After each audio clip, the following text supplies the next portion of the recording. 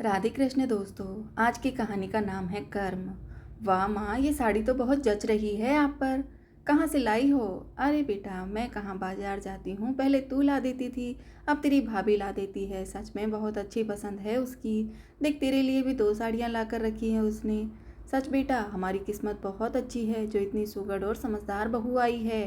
सारा घर संभाल लिया और मेरा भी कितना ख्याल रखती है। मामा करती सारा दिन आगे पीछे घूमती रहती है। मंजू जी ने अलमारी से साड़ियाँ निकालते हुए कहा, रहने दो माँ, आपको तो सभी अच्छे लगते हैं। यह सब शुरू शुरू के चोचले हैं। अभी तो आपके हाथ पैर चल रहे हैं, बराबर से काम करवाती हैं तो मामा करती रहती है। पता तो तब चलेगा ना जब सेवा करनी पड़ेगी। भगवान ऐसा क्यों करे बेटा कि मुझे सेवा की ज़रूरत पड़े। हाथ पैर तो चलते ही ठीक है ना बेटा। मंजू जी ने बेटी की बात काटते हुए कहा।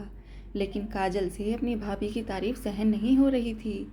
और हाँ माँ, बहू को ज़्यादा सर पर मत चढ़ाओ, कहीं लाड़ लाड़ में अपनी चाबियां मत पकड़ा देना, वरना बाद में आपको ही आंखें दिखाएगी। मंजू जी को समझ नहीं आ रहा था कि काजल ऐसा व्यवहार क्यों कर रही है।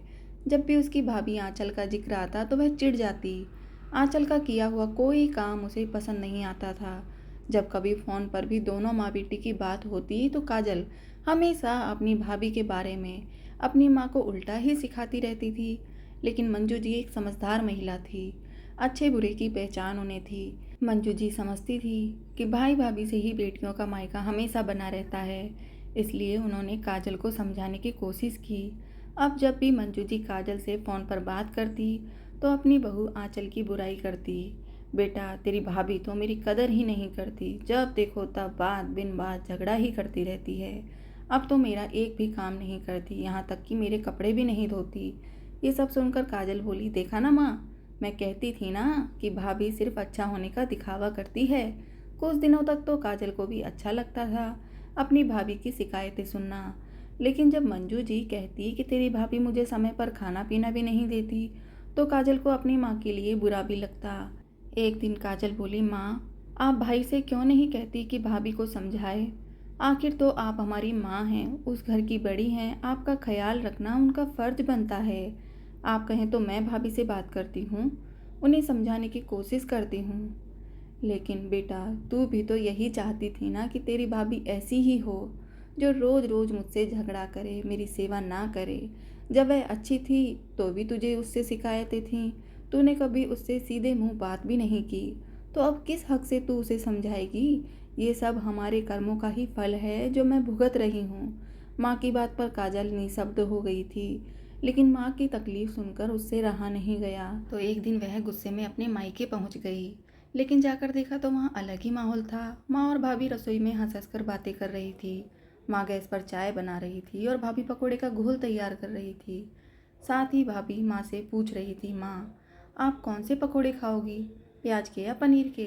बहू, आज तो प्याज के ही पकोड़े बना ले, पनीर के पकोड़े हजम नहीं होते अब। दरवाजे पर खड़ी काजल अपनी माँ और भाभी को देखकर हक्की बक्की हो गई थी। माँ तो बोलती थी भाभी बदल गई है, मेरा बिल्कुल ख्याल नहीं रखती। लेकिन यहाँ तो दोनों सास बहू को देखकर लगता ही नहीं कि इनके बीच में कभी कोई बात भी होती होगी। आंचल की नज़र जब अपनी ननद पर पड़ी तो वह खुशी से चहक पड़ी। अरे दीदी, आप आइए ना, बहुत दिनों बाद आई हैं आप, और वो भी अचानक से। मंजू जी के चेहरे पर भी बेटी को देखकर मुस्कान छा गई। अपनी माँ को खुश देखकर काजल की आंखें खुशी से नम हो गई। जितनी देर वह मायके में रही, देखती रही कि भाभी माँ के साथ कितने प्यार से रहती है। उसने कभी अपनी भाभी से सीधे मुंह बात भी नहीं की, फिर भी दीदी दीदी बोलकर उसके आगे पीछे घूम रही हैं। अकेले में मंजू जी काजल से बोली, बेटा सच बता, तू यही चाहती थी ना कि तेरी भाभी मेरा ख्याल रखे? तो पहले तू अपनी भाभी से इतना उखड़ा उखड़ा क्यों रहती थी? माँ, भाभी ने आते ही आपके जीवन में और इस घर में मेरी जगह ले ली थी। ये सब मुझसे सहन नहीं हो रहा था। लेकिन अब मैं समझ गई हूँ कि यदि भाभी अच्छी हो तो मेरी माँ और मायका हमेशा खुश और आबाद रहेगा। इस बार वापसी के समय पहली बार काजल अपनी भाभी आंचल के गले से लगी। उसकी आंखों से 2 बूंदें ढलक गई और उसके साथ ही मन का मैल भी बह गया। उसके मुंह से बस यही शब्द निकले, भाभी हमेशा ऐसी ही रहना। आंचल भी ननद का स्नेहशील स्पर्श पाकर भाव विभोर हो गई थी। आशा करती हूँ दोस्तों, आपको हमारी यह कहानी ज़रूर अच्छी लगी होगी। कहानी पसंद आई हो तो इसे आगे भी ज़रूर शेयर करें। मिलते हैं इसी तरह की दूसरी कहानी में। धन्यवाद दोस्तों। जय श्री राधे कृष्ण दोस्तों।